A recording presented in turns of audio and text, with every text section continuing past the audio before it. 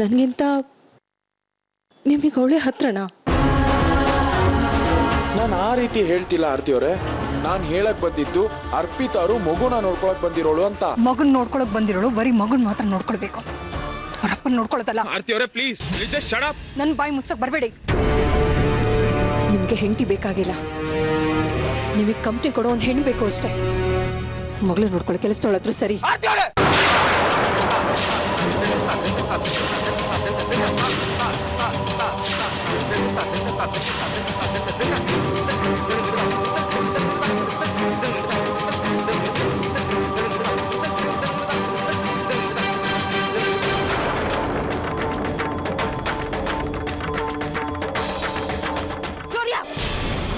ನನ್ನ ಮಗಳಿಗೆ ಹೇಳೋರು ಕೇಳೋರು ಇದ್ದಾರೆ. ನನ್ನ ಕಣ್ಣು ಮುಂದೆ ನನ್ನ ಮಗಳ ಮೇಲೆ ಕೈ ಮಾಡ್ತೀಯಲ್ಲ, ಎಷ್ಟೋ ಧೈರ್ಯ ನಿನ್ಗೆ?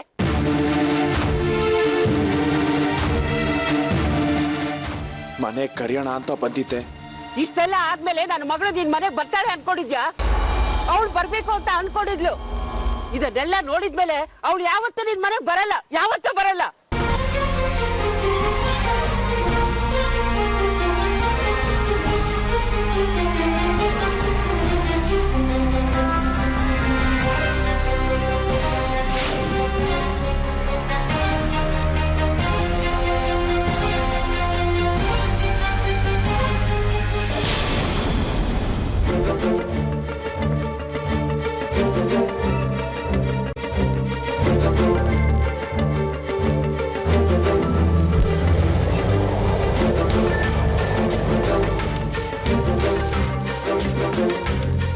ಸರ್, ಸ್ಕೂಲ್ಗೆ ಕರ್ಕೊಂಡು ಬಂದ್ರಿ?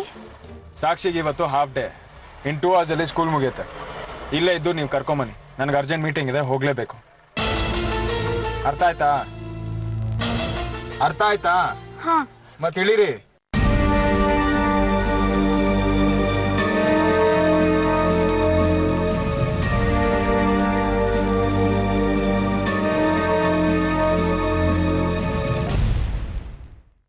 ಪರಿಮಳ,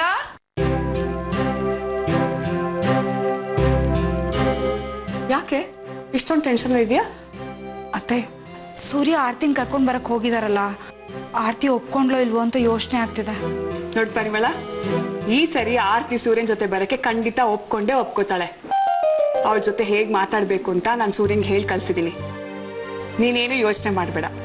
ಆರ್ತಿ ಮನೆಗೆ ಬಂದ್ಬಿಟ್ರೆ ಸಾಕಮ್ಮ, ವೇದಿಕನ್ ರಿಸೆಪ್ಷನ್ ಆಗ್ಬಿಡತ್ತೆ. ವೇದಿಕನ್ ರಿಸೆಪ್ಷನ್ ಆಗ್ಬಿಟ್ರೆ ನನಗೆ ನೆಮ್ಮದಿ.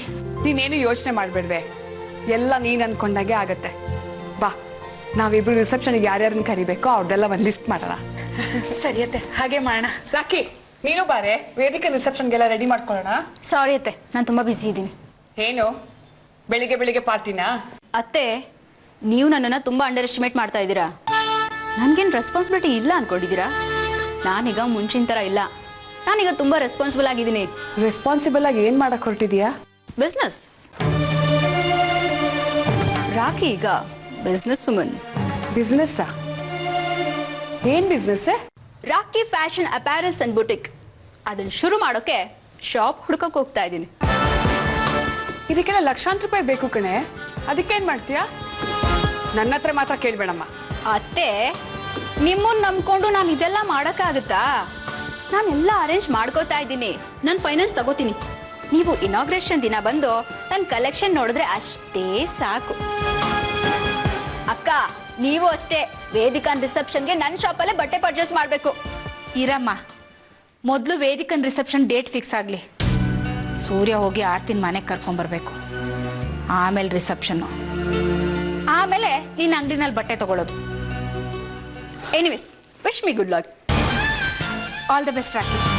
ನಿನ್ನ ಫ್ಯಾಷನ್ ಅಂಗಡಿ ಚೆನ್ನಾಗಾಗಲಿ, ನಮ್ಮ ವೇದಿಕನ್ ರಿಸೆಪ್ಷನ್ಗೆ ನಿನ್ನ ಅಂಗಡಿನಲ್ಲೇ ಬಟ್ಟೆ ತಗೊಳ್ಳೋಗಾಗಲಿ. Thank you. ಬಾಯ್. ಬಾಯ್. ಏನೇ ಇವಳು ವ್ಯವಹಾರನೇ ಗೊತ್ತಾಗ್ತಾ ಇಲ್ಲ. ಇದ್ದಕ್ಕಿದ್ದಾಗೆ ಲಕ್ಷಾಂತರ ರೂಪಾಯಿ ವ್ಯವಹಾರ ಮಾಡ್ತೀನಿ ಅಂತಾಳೆ, ಫೈನಾನ್ಸ್ ತಗೋತೀನಿ ಅಂತಾಳೆ. ಯಾವ ಆಧಾರದ ಮೇಲೆ ಇವಳು ಫೈನಾನ್ಸ್ ಕೊಡ್ತಾರೆ? ನಂಗಂತೂ ಒಂದೂ ಅರ್ಥ ಆಗಲ್ಲ ಕಣೆ.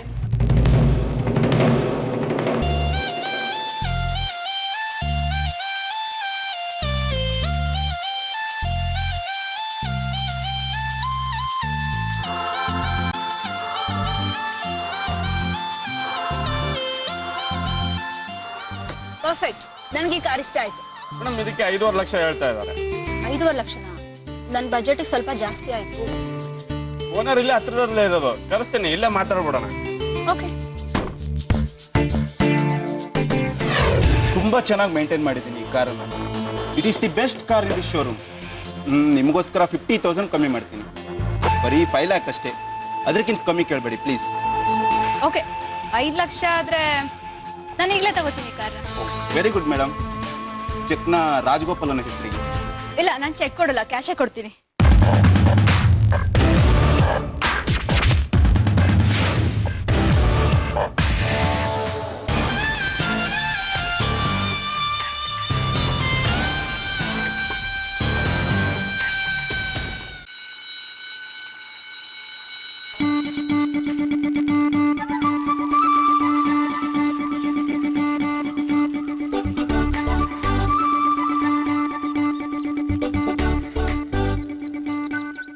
ಸಾಕ್ಷಿ, ನಾನು ಹೇಳಿದ್ದೆಲ್ಲ ನೆನಪಿದೆ ತಾನೆ? ಎಲ್ಲ ನೆನಪಿದ. ಬಾ.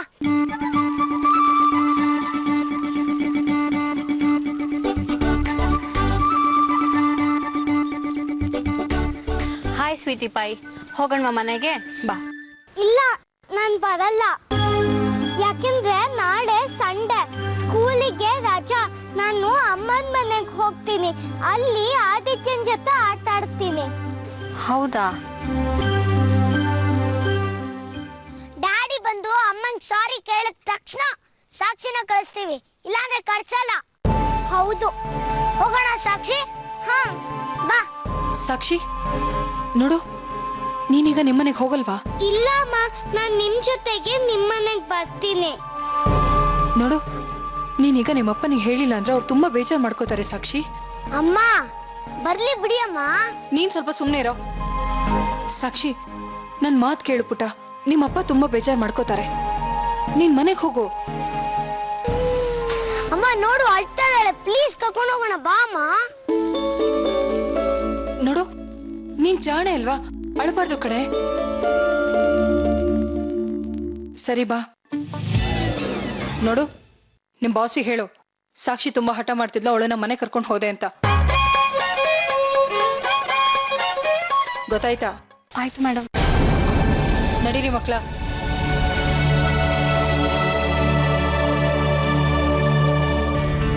ನೆಕ್ಸ್ಟ್ ಮೀಟಿಂಗ್ ಯಾವ ಕ್ಲೈಂಟ್ ಜೊತೆ ಹೇಳಿ? ಒಂದೇ ದಿನ ಎಲ್ಲ ಮೀಟಿಂಗ್ಸ್ ಇಟ್ರೆ ಹೇಗೆ ಹೇಳಿ?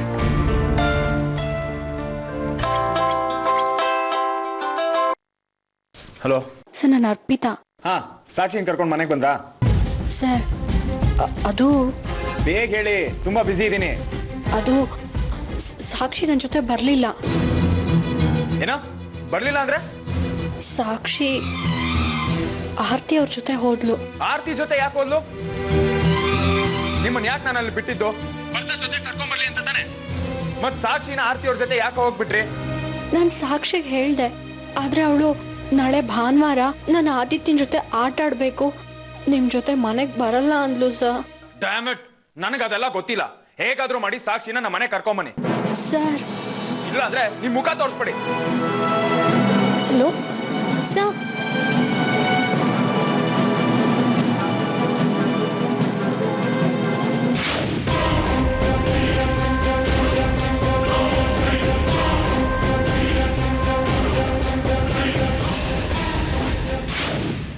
ಓಕೆ, ಬಾಯ್.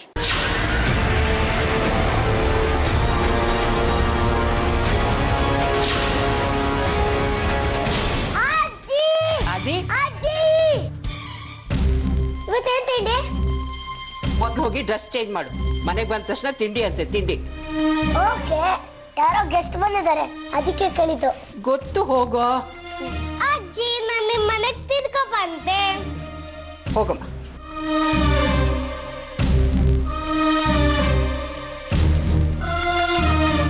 ಏನೇ ಅರ್ಥ ಇದು? ಸಾಕ್ಷಿಯಾಗಿ ಬಂದು ಅಂತ ತಾನೇ ನೀವು ಕೇಳ್ತಾ ಇರೋದು? ಹೌದು ಕಣೆ, ಒಂದ್ಸಲ ಬಂದ್ ಆಗಿದ್ರಂಪ ಸಾಲ್ದ. ನಾನು ಬಾ ಅಂತ ಕರೀಲಿಲ್ಲಮ್ಮ, ಅವಳೇ ನನ್ನ ಜೊತೆಗೆ ಬಂದ್ಲು. ಮಕ್ಳಿಗೆ ಏನೇ ಗೊತ್ತಾಗತ್ತೆ? ಅವ್ರಿಗೆ ಆ ಕ್ಷಣಕ್ಕೆ ಏನ್ ಬೇಕೋ ಅದನ್ನ ಬೇಕು ಅಂತ ಹೇಳ್ತಾರೆ. ದೊಡ್ಡವರಾದವ್ರು ನಾವು ಅವ್ರಿಗೆ ಏನ್ ಬೇಕು ಏನ್ ಬೇಡ ಅಂತ ಡಿಸೈಡ್ ಮಾಡ್ಬೇಕು. ಅದನ್ನ ಬಿಟ್ಟು ಅವ್ರ ತಾಳಕ್ಕೆ ಕೊಡಿದ್ರೆ ಹೇಗೆ ಹೇಳು? ನಾನು ಬೇಡ ಅಂತಾನೆ ಹೇಳ್ದೆ ಅಮ್ಮ, ಆದ್ರೆ ಅವಳು ಅಳಕ್ಕೆ ಶುರು ಮಾಡಿದ್ಲು. ನಾನು ಏನ್ ಮಾಡ್ಲಿ ಹೇಳಿ? ಅವಳು ಸಮಾಧಾನ ಮಾಡಕ್ ಹೋದ್ರೆ ನಾವು ಅಳ್ಬೇಕಾಗತ್ತೆ ಕಣೆ. ಹಾಗೆ ಮಾಡ್ತಾಳ ಅವಳು. ಅವ್ರ ಮನೆಯವ್ರೆಲ್ರೂ ನೀನೇ ವಿಲನ್ ಅಂತ ಆಡ್ಕೊಳ್ಳೋದಕ್ಕೆ ನೀನೇ ದಾರಿ ಮಾಡ್ಕೊಡ್ತಾ ಇದೀಯ. ಆ ರಾಕಿ, ಪರಿಮಳ, ನಿಮ್ಮತ್ತೆ ಎಲ್ಲ ಸೇರ್ಕೊಂಡು ನಿನ್ ವಿರುದ್ಧ ಹೌದಾಗಿದ್ದು ಅಲ್ಲಾಗಿದ್ದು ಎಲ್ಲ ಹೇಳಿ ಸೂರ್ಯನ್ ಕಿವಿ ಚುಚ್ಚುತ್ತಾರೆ. ಸಾಕ್ಷಿನ ನೀನೇ ಕರ್ಕೊಂಡ್ ಬಂದಿದ್ದು, ಸಾಕ್ಷಿನ ಸೂರ್ಯನಿಂದ ದೂರ ಮಾಡಕ್ಕೆ ನೀನೇ ನೋಡ್ತಾ ಇದೀಯಾ ಅಂತ. ಆ ಸೂರ್ಯನು ಮೊದ್ಲೇ ಹಿತ್ತಾಳೆ ಕಿವಿ. ಅವ್ರು ಹೇಳಿದಕ್ಕೆಲ್ಲ ಕೋಲೆ ಬಸವಂತರ ತಲೆ ಅಲ್ಲಾಡ್ಸ್ಕೊಂಡು ಇಲ್ಲಿ ಬಂದು ನಮ್ಮ ಹತ್ರ ಗುರ್ರ ಅಂತಾನೆ. ಅವನು ಇಲ್ಲಿ ಬಂದು ಜಗಳ ಆಡೋದಕ್ಕೆ ನೀನೇ ದಾರಿ ಮಾಡ್ಕೊಡ್ತಾ ಇದೀಯ. ಎಷ್ಟು ಹೇಳಿದ್ರು ನಿನ್ಗೆ ಯಾಕೆ ಬುದ್ಧಿ ಬರಲ್ಲ? ನಮ್ಮನ್ನ ನಾವು ತಿಂತಿರುವಾಗ ಆ ಸೂರ್ಯನ ಹತ್ರ ಮಾತು ಕೇಳೋ ಪರಿಸ್ಥಿತಿ ನಾವೇ ಯಾಕೆ ಅನ್ಕೋಬೇಕು? ತಿಳುವಳಿಕೆ ಬೇಡವಾ ನಿನ್ಗೆ? ಹೌದು, ನನಗೆ ತಿಳುವಳಿಕೆನೇ ಇಲ್ಲ.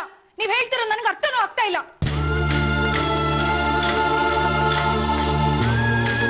ಆ ಮನೇಲಿ ನನ್ಗೆಲ್ರೂ ಬೈತಾರೆ, ಈಗ ನೀವು ಬೈರಿ. ನಾನು ಅವಳಿಗೆ ಬರ್ಬೇಡ ಅಂತಾನೆ ಹೇಳ್ದೆ ಅಮ್ಮ, ಅದ್ರೊಳು ನನ್ನ ಮಾತು ಕೇಳಿಲ್ಲ. ಒಂದೇ ಸಮನೆ ಅಳೋಕ್ ಶುರು ಮಾಡಿದ್ಲು. ಆ ಮಗುನ ಅಳೋದನ್ನ ನೋಡ್ಕೊಂಡು ಸುಮ್ಮನೆ ಬರೋದು ನನ್ನ ಕೈಲಿ ಆಗ್ಲಿಲ್ಲ ಅಮ್ಮ. ಸಾಕ್ಷಿ ನನ್ನ ಮಗಳು, ಅವಳು ನನ್ನ ಆದಿತ್ಯನ ಎಷ್ಟು ಮಿಸ್ ಮಾಡ್ಕೋತಾ ಇದ್ದಾಳೆ ಗೊತ್ತಾ? ನಾನು ಏನೇ ಮಾಡಿದ್ರು ತಪ್ಪಾಗ್ತಾ ಇದೆ. ಅವತ್ತೇ ಹೇಳ್ದೆ ನಾನು ನನ್ನ ಮಕ್ಕಳು ಆಶ್ರಮಕ್ಕೆ ಹೊರಟೋಗ್ತೀವಿ ಅಂತ. ಆಗ ನೀವು ಒಪ್ಪಿದಿದ್ರೆ ಇವತ್ತು ಸಾಕ್ಷಿ ಮನೆಗೂ ಬರ್ತಾ ಇರ್ಲಿಲ್ಲ, ಸೂರ್ಯ ಅವ್ರು ಬಂದು ಜಗಳನೂ ಆಡ್ತಾ ಇರ್ಲಿಲ್ಲ. ಅದಕ್ಕೆ ನೀವು ಒಪ್ಲಿಲ್ಲ. ನನ್ನ ಹತ್ರ ಆಣೆ ಪ್ರಮಾಣ ಮಾಡಿಸ್ಕೊಂಡ್ಬಿಟ್ರಿ. ಈಗ ನೋಡಿ, ನಿಮ್ಗೂ ತೊಂದ್ರೆ, ನನಗೂ ತೊಂದ್ರೆ. ಅದಕ್ಕೆ ನಾನು ಆದಿತ್ಯ ಯಾರ ಕಣ್ಣಿಗೆ ಕಾಣಿಸಿರೋವಾಗ ದೂರ ಹೊರಟೋಗ್ತೀವಿ. ಆಗ ಯಾರಿಗೂ ನಮ್ಮಿಂದ ಹಿಂಸೆ ಆಗಲ್ಲ. ಯಾರು ನಮಗೆ ಏನೇ ಮಾತಾಡಿದ್ರು ನನಗೆ ಗೊತ್ತೂ ಆಗಲ್ಲ.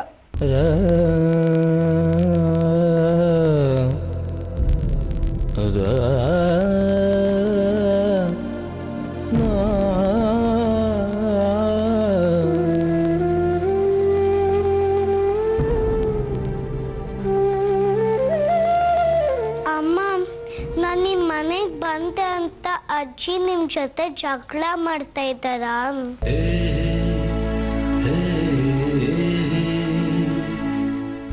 ಇಲ್ಲ ಪುಟ್ಟ, ನೀನ್ ಬಂದೆ ಅಂತ ಅಲ್ಲ. ನಿಂದೇನು ತಪ್ಪಿಲ್ಲ ಕಡೆ. ತಪ್ಪೆಲ್ಲ ನಮ್ದೆ. ದೊಡ್ಡವರೇ ಸರಿ ಇಲ್ಲ, ನಾವೇ ಕೆಟ್ಟವರು. ಯಾವ್ದ್ಯಾವ್ದೋ ವಿಷಯಕ್ಕೆ ಜಗಳ ಮಾಡ್ಕೋತೀವಿ, ಒಬ್ರನ್ನೊಬ್ರನ್ನ ದ್ವೇಷ ಮಾಡ್ಕೊಳ್ತೀವಿ. ದೊಡ್ಡವ್ರ ಕೋಪನ ಮಕ್ಳ ಮೇಲೆ ತೀರ್ಸ್ಕೋತೀವಿ. ನಮ್ ತಪ್ಪಿಟ್ಕೊಂಡು ಇನ್ನೊಬ್ರ ಮೇಲೆ ಬ್ಲೇಮ್ ಮಾಡ್ತೀವಿ. ಲೈಫ್ನ ತುಂಬಾ ಕಾಂಪ್ಲಿಕೇಟ್ ಮಾಡ್ಕೊಂಡು ಬದುಕ್ತೀವಿ. ನನಗೆ ನಿಮ್ಮ ಕಂಡ್ರೆ ತುಂಬ ಇಷ್ಟ. ಅದಕ್ಕೆ ನಾನು ನಿಮ್ಮ ಜೊತೆ ಬಂದೆ.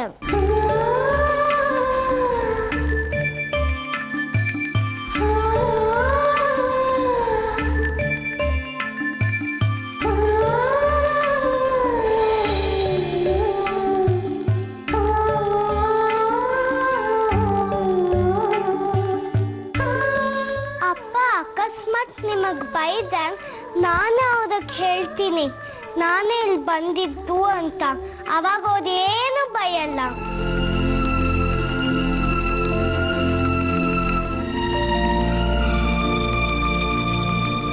ಅಮ್ಮ, ಇನ್ನೊಂದು ಸತಿ ಅಪ್ಪ ಬಂದು ನಿನ್ನ ಬೈದ್ರೆ ಅಷ್ಟೇ. ಏನ್ ಮಾಡ್ತೀಯಾ? ಅವ್ರ ಕೈ ಕಚ್ಬಿಡ್ತೀನಿ. ಹಾ, ಅವಾಗ ಅಪ್ಪ ನನ್ನ ವಾಕಿಂಗ್ ಹೋಗ ಕರ್ಕೊಂಡು ಹೋಗಕ್ಕಾಗಲ್ಲ.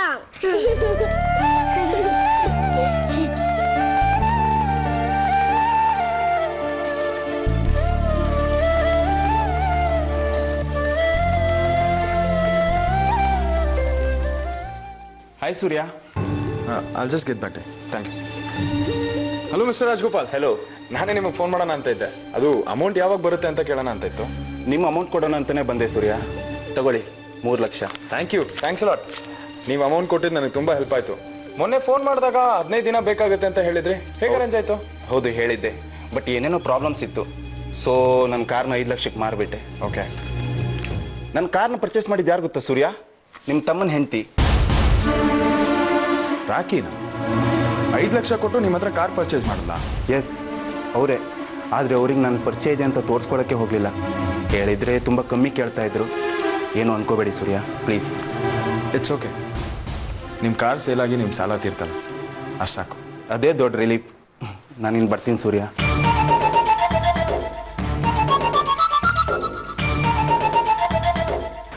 $5 ಲಕ್ಷ ಕೊಟ್ಟು ಕಾರ್ ಪರ್ಚೇಸ್ ಮಾಡಲ್ಲ ರಾಕಿ. ಅಷ್ಟೊಂದು ಡೌಲ್ಗೆಲ್ಲಿಂದ ಬಂತು? ಸೂರ್ಯ, ಸಾಕ್ಷಿನ ಅರ್ಪಿತಾ ಇನ್ನೂ ಸ್ಕೂಲಿಂದ ಬಂದೇ ಇಲ್ಲ ಕಣೋ. ಸ್ಕೂಲ್ಗೂ ನಾನು ಫೋನ್ ಮಾಡಿದೆ, ಯಾರು ರಿಸೀವ್ ಮಾಡ್ತಾ ಇಲ್ಲ. ಗಾಬರಿ ಆಗ್ಬೇಡಿಮ್ಮ, ಆರ್ತಿ ಅವ್ರ ಮನೆಗೆ ಹೋಗಿದ್ದಾಳೆ. ಆರ್ತಿ ಮನೆಗೆ ಹೋದ್ಲಾ? ಸ್ಕೂಲಿಂದ ಅವಳನ್ನ ಇಲ್ಲಿಗೆ ಕರ್ಕೊಂಬರಕ್ಕೆ ಅರ್ಪಿತ ಅಲ್ಲೇ ಬಿಟ್ಟಿದ್ದೆಮ್ಮ. ಅವರು ಅವಳಿಗೋಸ್ಕರ ಕಾಯ್ತಿಲ್ಲಂತೆ. ಸ್ಕೂಲ್ ಬಿಟ್ಟಿದ ತಕ್ಷಣ ನಾನು ಬರಲ್ಲ, ಮಮ್ಮಿ ಮನೆಗೆ ಹೋಗ್ತೀನಿ ಅಂತ ಹೋದ್ಲಂತೆ. ಅವಳು ಎಷ್ಟೇ ಹೇಳಿದ್ರು ಕೇಳಿಲ್ವಂತೆ. ಹೌದಾ? ಪದೇ ಪದೇ ಅವಳು ಅಲ್ಲಿಗೆ ಹೋಗ್ತಾ ಇದ್ರೆ ಏನೋ ಚೆನ್ನಾಗಿರುತ್ತೆ. ಏನ್ ಸೂರ್ಯ ಇದು? ನೀವು ಆರ್ತಿ ಇಬ್ರು ಸೇರ್ಕೊಂಡು ಕಣ್ಣ ಮುಚ್ಚಾಲೆ ಆಟ ಆಡ್ತಿದ್ದೀರಾ? ನೀವು ಆರ್ತಿನ ಒಪ್ಸಿ ಮನೆಗೆ ಕರ್ಕೊಂಡ್ಬರ್ತೀರಾ? ನಾನು ವೇದಿಕಂಗ್ ರಿಸೆಪ್ಷನ್ ಮಾಡೋಣ ಅಂತ ಜಾತ ಪಶಿ ತರ ಕಾಯ್ತಾ ಇದ್ದೀನಿ. ನೀವು ನೋಡಿದ್ರೆ ಆರ್ತಿ ಮನೆಯಲ್ಲೇ ಸಂಸಾರ ಮಾಡ್ತಿರೋ ಹಾಗಿದೆ. ಇವತ್ತು ನಿಮ್ ಮಗಳಲ್ಲಿ ಹೋಗಿದ್ದಾಳೆ, ಇನ್ ಸ್ವಲ್ಪ ದಿವಸಕ್ಕೆ ನೀವು ಅಲ್ಲೇ ಹೋಗಿದ್ ಬಿಡ್ತೀರೇನೋ. ಹೀಗಾದ್ರೆ ನನ್ನ ಮಗಳ ಗತಿ ಏನು? ಅವಳು ಹೀಗೆ ಒದ್ದಾಡ್ತಾ ಇರ್ಲಿನಾ? ಏನತ್ತೆ, ನನ್ನ ಮಗಳಿಗೆ ರಿಸೆಪ್ಷನ್ ಮಾಡ್ತೀನಿ ಅಂತ ಸುಮ್ಮನೆ ಬಾಯಿ ಮಾತಿಗೆ ಹೇಳಿದ್ದ? ಖಂಡಿತ ಇಲ್ಲ ಕಣೆ. ಏನಪ್ಪ ಇದು? ನಿಮ್ಮಿಂದಾಗಿ ಪರಿಮಳ ಎಷ್ಟು ಕಷ್ಟಪಡ್ತಾ ಇದ್ದಾಳೆ ನೋಡು. ಅದಕ್ಕೆ ಪ್ಲೀಸ್, ಅದಕ್ಕೆ ನಾನು ಆರ್ತಿ ಅವ್ರನ್ನ ಈ ಮನೆಗೆ ಕರ್ಕೊಂಡ್ಬರ್ಬೇಕು, ಮುಂಚಿನ ಥರ ನಾವೆಲ್ಲ ಸಂತೋಷವಾಗಿರ್ಬೇಕು ಅನ್ನೋದೇ ನನ್ನ ಆಸೆ. ಆದರೆ ನೋಡಿ, ಇನ್ನೊಂದು ವಾರ ಟೈಮ್ ಕೊಡಿ, ನೀವು ಅಂದ್ಕೊಂಡಿದ್ದು ನಡೆಯುತ್ತೆ. ಅದನ್ನ ಆದಷ್ಟು ಬೇಗ ನಡೆಯೋ ಹಾಗೆ ಮಾಡಿ ಸೂರ್ಯ. ನನ್ನ ಮಗಳು ನೆಮ್ಮದಿಯಾಗಿರೋದು ನಿಮ್ಮ ಕೈಯಲ್ಲಿದೆ.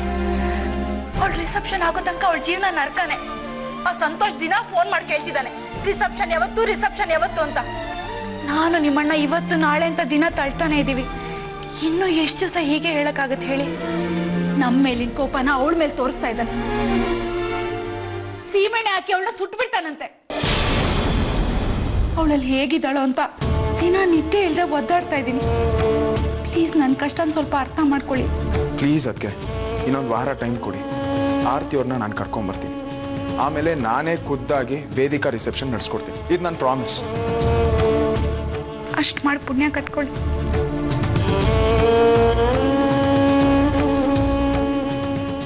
ಮನೇಲಿ ಒಬ್ಬೊಬ್ಬರು ಸೊಸೆದು ಒಂದೊಂದು ಕಷ್ಟ. ಪರಿಮಳನ್ ಈ ಕಷ್ಟ ಆದ್ರೆ ಆ ರಾಖಿ ಎಲ್ಲಿಗೆ ಹೋಗ್ತಾಳೋ ಎಲ್ಲಿಗೆ ಬರ್ತಾಳೋ ಒಂದೂ ಅರ್ಥ ಆಗ್ತಾ ಇಲ್ಲ. ನಾನು ರಾಖಿ ವಿಷಯ ಮಾತಾಡೋಣ ಅಂತಾನೆ ಬಂದಿದ್ದು ಅಮ್ಮ. ನೀವೇನಾದರೂ ಅವಳಿಗೆ ದುಡ್ಡು ಕೊಟ್ರಾ?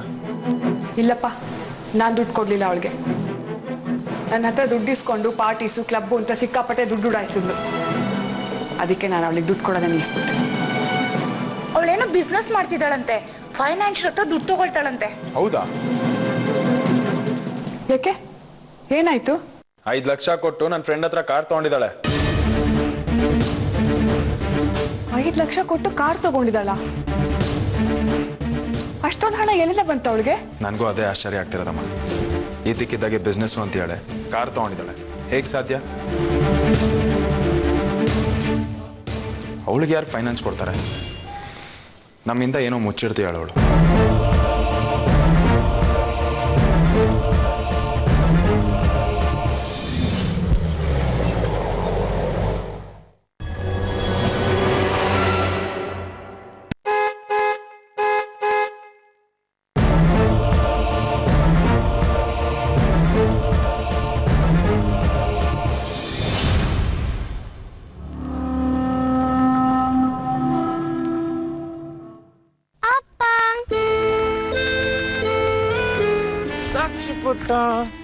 ಅಪ್ಪ, ಇದು ರಾಖಿ ಚಿಕ್ಕಮ್ಮಂದು ಹೊಸ ಕಾರು.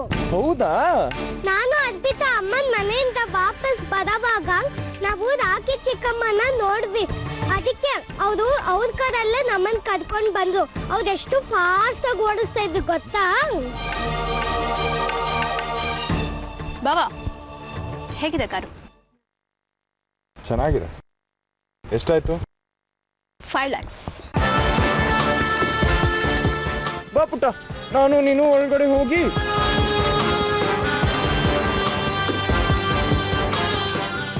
ತಗೊಳ್ಳಿ ಅಕ್ಕ. Thank you. ಸಾಕ್ಷಿ ಪುಟ್ಟ, ತಗೊಳ್ಳಿ.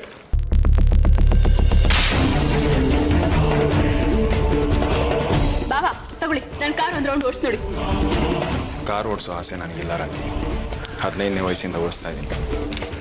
ಅದು ಅಲ್ಲದೆ ಇದೇನು ಹೊಸ ಕಾರ್ ಅಲ್ವಲ್ಲ, ಸೆಕೆಂಡ್ ಹ್ಯಾಂಡ್ ಕಾರ್ ತಾನೆ.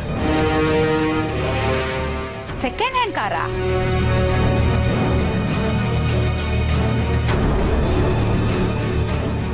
ಈಗಿನ ಕಾಲದಲ್ಲಿ ಗಂಡ ಹೆಂಡ್ತಿರೇ ಸೆಕೆಂಡ್ ಹ್ಯಾಂಡ್ ಆಗಿರ್ತಾರೆ. ಇನ್ ಕಾರ್ ಏನ್ ಮಹಾ.